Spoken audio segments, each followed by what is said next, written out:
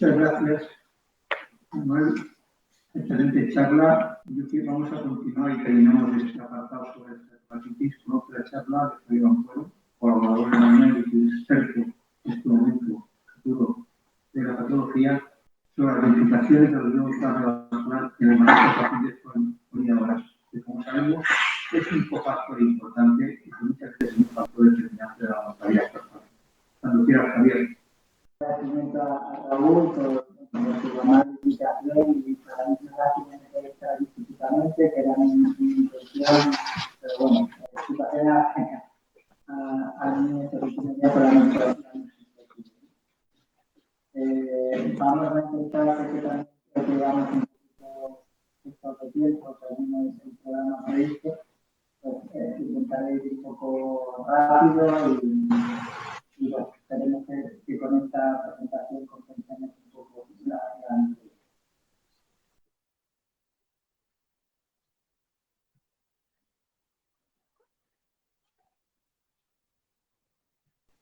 Bueno, como comentaba Miguel Ángel, el título de la presentación esta es implicaciones de riesgo cardiovascular en el manejo de la hepatitis hepática metabólica, es un tema relevante, ¿no? En esta diapositiva lo que trato de mostrar es el espectro de la enfermedad hepática y a su vez las distintas molimortalidades que pueden estar asociadas a ella. No me voy a parar mucho aquí, pero se sabe que el espectro de la enfermedad es amplio, tenemos pacientes con esteatosis hepática, pacientes con esteatohepatitis y pacientes ya que empiezan a tener diferentes grados de fibrosis hepática y que una molimortalidad importante va a estar asociada al riesgo cardiovascular. Si exageramos con el riesgo cardiovascular o no exageramos, porque realmente son múltiples los estudios que hay al respecto. Pues la verdad es que no exageramos nada, porque la esteatosis hepática es una manifestación muy florida, muy diferente, muy compleja, y se nos permite a nivel cardiovascular. Estamos con esta diapositiva en la que vamos a hablar de trastornos de ritmo cardíaco y trastornos de la función cardíaca. Esto es algo que es difícil de encontrar en otras enfermedades hepáticas. Sabemos que los pacientes con esteatosis hepática, aquí en la línea verde, los pacientes con flores sanas, van a tener un mayor índice o una mayor incidencia de, por ejemplo, fibrilación auricular, que se representa en este caso, pero también sabemos que es lo que se representa en este gráfico de columnas, que el intervalo está alargado. Y eso es importante, porque incluso a medida que la enfermedad hepática es más severa, está más alargado. El porcentaje de pacientes que incluye alterado es mayor.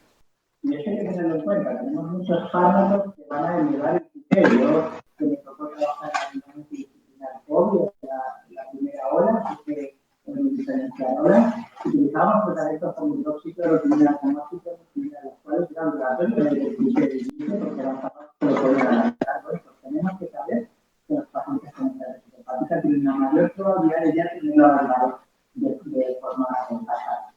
Además, hay un trastorno de función cardíaca, hay un problema de la presión renal, hay un incremento de la presión renal y también hay un problema en la relajación del ventrículo una vez se produce la eyección de la sangre. Todo esto está asociado a múltiples vías, a múltiples caminos, por ejemplo, los trastornos de ritmo que comentaba ya anteriormente, van a estar asociados a trastornos o a esa producción excesiva de citocinas, interrupciones proinflamatorias y liberación de agentes trombogénicos y más activos. Sabemos también, y esto quizás sí que está más documentado y es menos doloroso para el público, hay una gran carga de arteriosclerosis subclínica, es decir, son pacientes que todavía no han desarrollado enfermedad, pero están a punto de desarrollarla. Sabemos que son pacientes que van a tener, por ejemplo, un mayor grosor de la arteria carótida, de la capa íntima. Sabemos que incluso los pacientes con esteatohepatitis van a tener mayor grosor que los pacientes con esteatosis simple. Pero no solo eso, dentro de los pacientes con esteatohepatitis, vemos como a medida que se incrementa el grado de fibrosis, el grado de grosor, en este caso, en la íntima media, también se va aumentando. Es decir, la arteriosclerosis clínica va siendo peor a medida que el paciente avanza y el paciente con fibrosis hepática es diferente con el grado de grosor. Y no solamente sabemos que la carótida está más engrosada, sabemos además que hay un porcentaje de placas coronarias mayor en los pacientes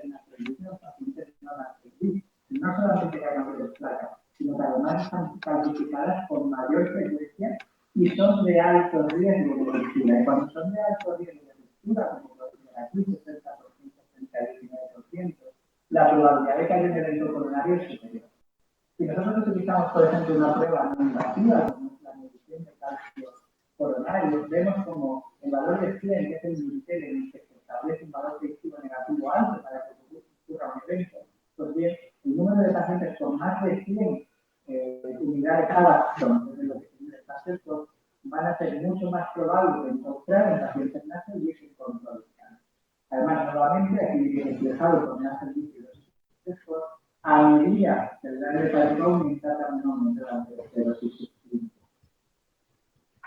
Es obvio, si la aterosclerosis subclínica va a ser más prevalente en pacientes con APD, pues también lo va a hacer la enfermedad arterial coronaria. Y lo vemos en múltiples ejemplos, y aquí he puesto 3 estudios que lo van a demostrar. Por ejemplo, sabéis que cuando uno tiene factores de riesgo cardiovascular, se va a desarrollar una circulación colateral a nivel cardíaco, pues bien, la prevalencia de esta circulación colateral sea pobre y contra es muy superior en los pacientes en la COVID. Además, si se presenta enfermedad arterial coronaria con mayor frecuencia va a ser multivaso, va a incluir al menos 2 arterias coronarias y tenemos múltiples ejemplos nuevamente de que va a haber una probabilidad de estenosis crítica por arteria coronaria con más frecuencia en los pacientes con osteoporosis hepática. ¿Y qué ocurre con los eventos cardiovasculares? Vamos utilizando diapositiva a diapositiva, utilizando marcadores subrogados de lo que va a ser lo más importante, que son los eventos clínicos y finalmente la mortalidad. Bueno, ayer también me comentaban que según el estudio que uno se mediante, pues parece que los pacientes con más feliz se mueren más del corazón, a veces parece que se mueren más de vida, pero probablemente eso obedece a que no nos fijamos bien en cuál es la cohorte que están analizando en el estudio y cuál es el grado de fibrosis hepática del que se maneja. Sabemos que los pacientes, si son F0, F1, F2 y F3, van a tener un mayor problema cardiovascular que hepático, y cuando el paciente tiene una cirrosis hepática, ahí sí su pronóstico va a estar condicionado por la propia cirrosis.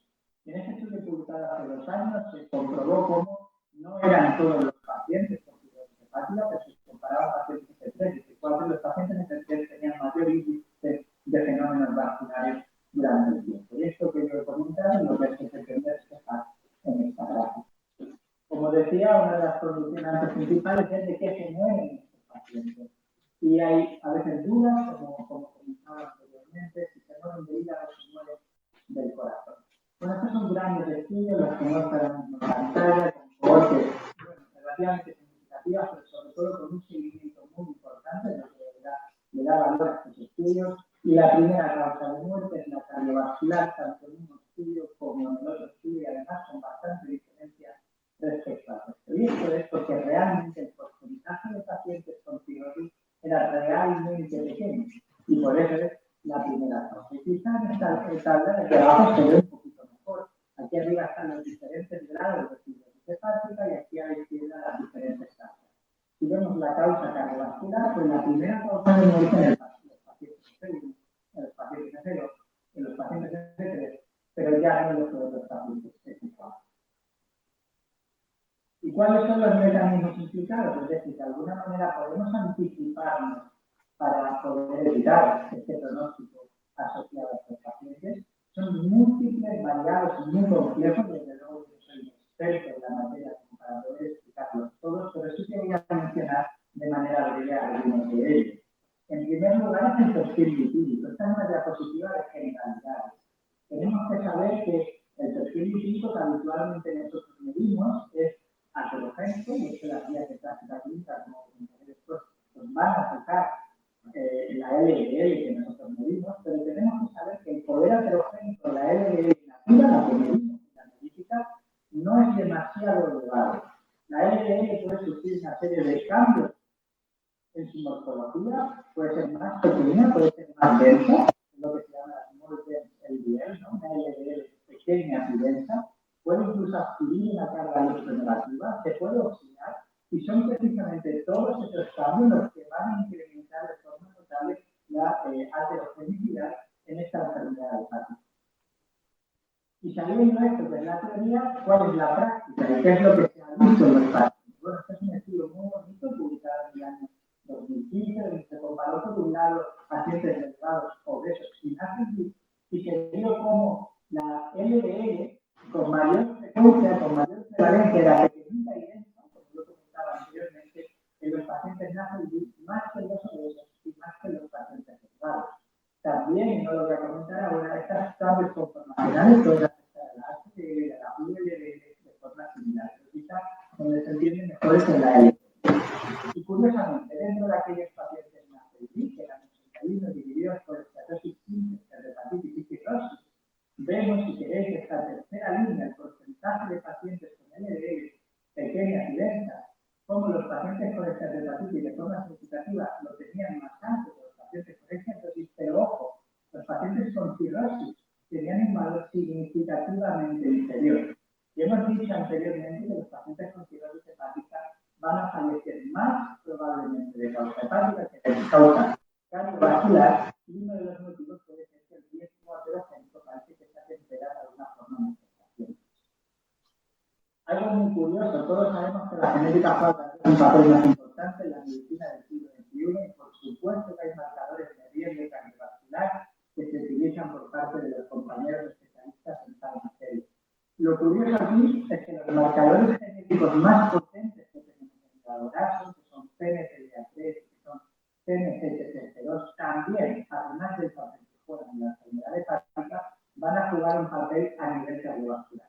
Fijaros aquí, se ve muy bien en esta gráfica en PNCTC2, y este marcador genético lo tenemos de determinada manera, con dominancia de la ley determinada, habrá una mayor expresión hepática de VLL. La VLL va a sacar el hígado, principalmente triglicéridos, pero también LDL total. Claro, si los está sacando del hígado, no va a provocar enfermedad hepática, pero como sí va a ir al torrente sanguíneo, sí que va a incrementar el riesgo cardiovascular. La otra variante va a ser precisamente lo contrario. Como va a estar disminuida la expresión de LDL, los triglicéridos principalmente y también la LDL van a quedar en el hígado y por tanto van a empezar el proceso de esteatosis hepática y sin embargo habrá menos emisores de sanguíneo y por tanto habrá menos riesgo cardiovascular. Y algo muy parecido ocurre con el alelo de riesgo G del PNPLA3, que está claramente asociado a la enfermedad hepática y sin embargo disminuye el riesgo con enfermedad cardiovascular. Además, no podemos desligar lo muy importante, su patogenia fundamental, probablemente el mecanismo fundamental de la enfermedad hepática va a ser la resistencia a la insulina. La resistencia a la insulina tiene un papel capital en el riesgo cardiovascular que casi no merece la pena que yo comente porque es bien sabido. ¿Qué es lo que les va ocurriendo a nuestros pacientes, sean delgados, obesos, y cómo van desarrollando diabetes? Bueno, generalmente la sensibilidad a la insulina se va perdiendo con el paso del tiempo, principalmente porque esa inflamación crónica de bajo grado que ocurre en los pacientes con una y van a destruir de alguna manera, van a impedir que la glucosa penetre en las células musculares porque van a alterar los receptores IRC1 y IRC2 de la insulina, entonces al no inhibir la insulina con receptores de la glucosa no entrará en la célula muscular. Eso hará que la sensibilidad a la insulina vaya cayendo. Por otro lado, va a haber una hipersecreción de insulina para compensar precisamente este efecto. Y esta hipersecreción de insulina lo que va a hacer es que la glucemia se mantenga normal y por eso no aparece diabetes. Pero es muy importante saber si el paciente está aquí con medidores de resistencia a la insulina como el coma o la hemoglobina glicada en determinados valores que nos pueda hacer ver que el paciente está en un proceso de prediabetes. Cuando digamos el páncreas no puede más, y la secreción de la insulina desciende y la intensidad de la insulina ya había caído, es cuando aparece la hiperglucemia y por tanto el diagnóstico y progresión de la diabetes. Esta es una diapositiva algo compleja que viene a resumir algunas de las cuestiones que he planteado anteriormente, sumándole además la inflamación crónica de bajo grado propia de esta enfermedad y el estrés oxidativo. Y ambos es importante porque yo decía que la LDL podía sufrir muchos cambios, uno de ellos es su oxidación. Y sabemos que esa LDL pequeña, densa y además oxidada, por el medio de ser pequeña y densa, ya va a penetrar más fácilmente en el endotelio vascular. Y por el hecho de estar oxidada va a atraer los macrófagos y va a iniciar el proceso la placa de ateroma mediante la formación de las células que denominan foam cells, de las células espumosas. Y ahora viene un aspecto más práctico. ¿Qué tiene que saber el patólogo de riesgo cardiovascular? No tenemos que saber mucho, pero algo, si queremos hacer las cosas bien, tenemos que saber. Porque yo insisto siempre, no tenemos un hígado con dos patas que entra en nuestra consulta. Tenemos un paciente que en este caso va a ser complejo porque va a tener una enfermedad sistémica y tenemos que estar atentos a las diferentes comorbilidades que pueden. Y tenemos que saber que hay una serie de factores modificables y que tienen que estar recogidos en la historia. Cualquiera que lea estos factores dirá, bueno, es mi anamnesis habitual, pero muchas veces no está recogido. Hay que saber si el paciente fuma, si toma alcohol, actividad física, perímetro abdominal, índice de masa corporal, que es hipertenso no lo es, y un perfil lipídico, eso es fundamental. Y luego tenemos otra serie de condiciones, algunas relacionadas como la diabetes o la resistencia a la insulina, la enfermedad renal, que también van a incrementar evidentemente. Esta es una propuesta, un algoritmo de cómo abordar el abordaje, nunca mejor dicho, del riesgo cardiovascular en estos pacientes, con el cual, bueno, más o menos estoy de acuerdo, se puede afinar algo más, pero en esencia creo que es importante al menos tener estos contextos claros. Si el paciente tiene una enfermedad cardiovascular activa, desde luego, pero histórica también, el paciente tiene que estar, si no lo estaba ya, siendo visto por el cardiólogo.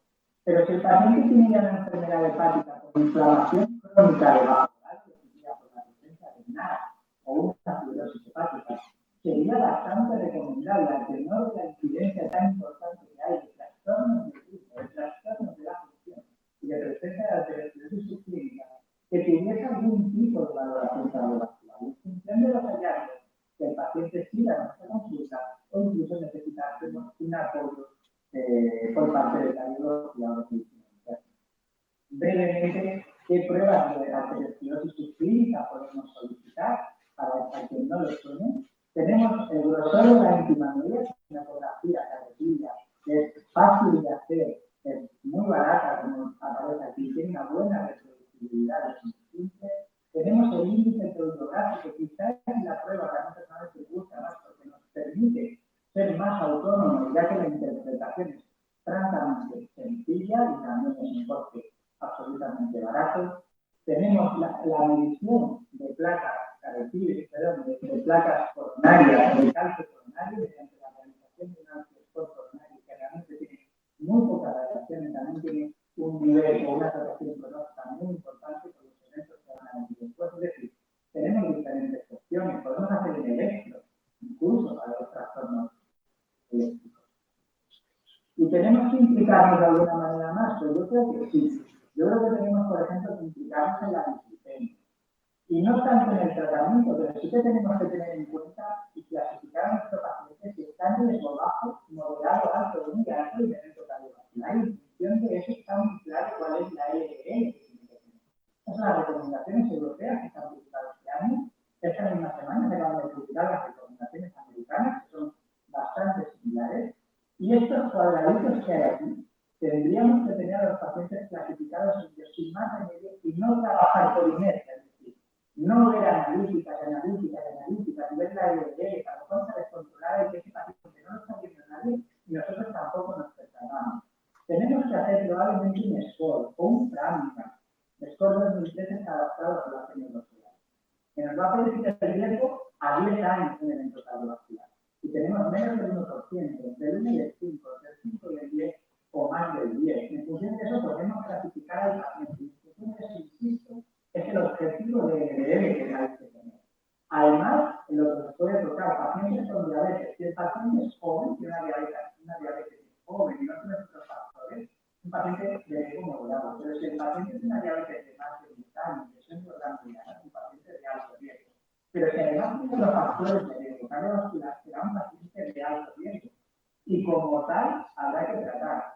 Fijaros lo exigente que son las nuevas guías por la LDL. Yo os invito a partir de mañana que veáis en vuestra consulta qué pacientes cumplen estos criterios. Bueno, pues endocrino los cumple, cardiología los cumple, medicina interna los cumple. Nosotros tenemos un tipo de pacientes que son aquellos que tienen una cirrosis hepática metabólica que debe cumplir también estos criterios. Y no solamente la dislipemia, también la diabetes. La diabetes, un paciente diagnosticado, tenemos que aspirar a que la glicada esté por debajo de 7. Pensamos que muchas veces estos pacientes no están siendo vistos por endocrinos, los de primaria. Y a veces incluso dejan de ir a médicos primarios, porque nosotros hacemos una analítica grande. Y nadie está pendiente de estos números. Es cierto que en función de cómo esté la enfermedad, la duración, la expectativa de vida, podemos ser más o menos laxos. Pero desde luego tenemos que ser muy estrictos en que no suba de 8. Y si sube de 8, en este caso hay que hacer una intervención. Tenemos que derivarlo al especialista correspondiente.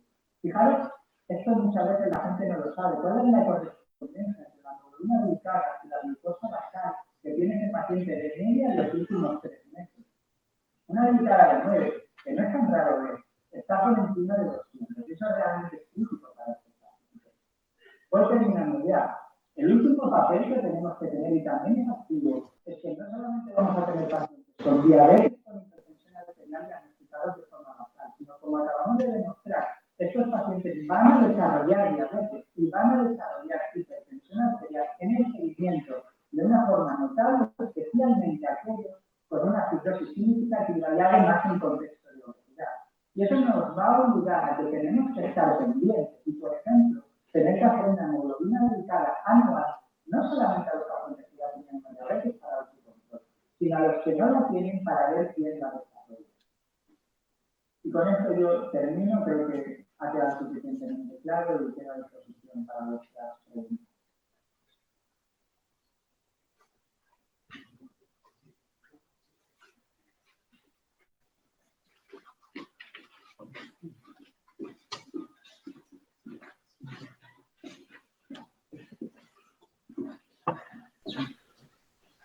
Antes que nada, muchas gracias, Javier. Antes que nada, recordar al doctor Romero que se quede porque participa en la mesa y por lo tanto tenga que estar todo tranquilo. Vamos muy apurados de tiempo.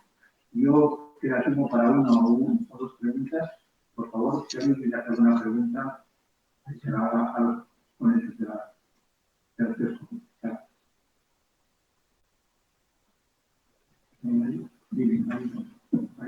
Pues a Manolo Romero preguntarle el gasto que puede suponer valorar hoy en día el paciente con cáncer, siguiendo todo su algoritmo que ha comentado de todas las cosas que nos ha recomendado para valorar los pacientes con este algoritmo. ¿Has oído, Manolo? No, yo creo que para te repito la pregunta de Marina. Habla fundamentalmente del gasto que supone, según tu esquema que has señalado al final, el diagnóstico de enfermo de estertocardía, con sospecha de estertocardía, dadas las múltiples exploraciones que suponen. ¿Me soy yo? repíteme el gráfico. Sí. Ahora, María habla del gasto que puede, si oyes, del gasto que puede suponer en este momento el diagnóstico de una esteatohepatitis en un enfermo, dado las múltiples exploraciones que lleva. ¿Me oyes ahora? Sí, te oigo. Sí, la verdad es que hemos analizado cuál es el coste de un paciente cuando es derivado desde atención primaria a la consulta de digestivo. Imaginaros a un paciente sin filtro, ¿no? Por el motivo que se ha hecho una ecografía y el médico de atención primaria decide derivarlo, y el coste aproximado de una visita una primera visita junto con la recogida de resultados son unos 580 euros de gasto directo, ¿vale? Lo que nos cuesta cada una de las pruebas que le hacemos, ¿no? Yo entiendo que en práctica clínica, hacerle a una persona, por ejemplo, un fibroscan, una ecografía y una resonancia no debe superar ese presupuesto. De entrada, no tengo ninguna duda que será mucho más barato que la biopsia y evidentemente por supuesto de la mejora de la calidad de la situación clínica del estrés.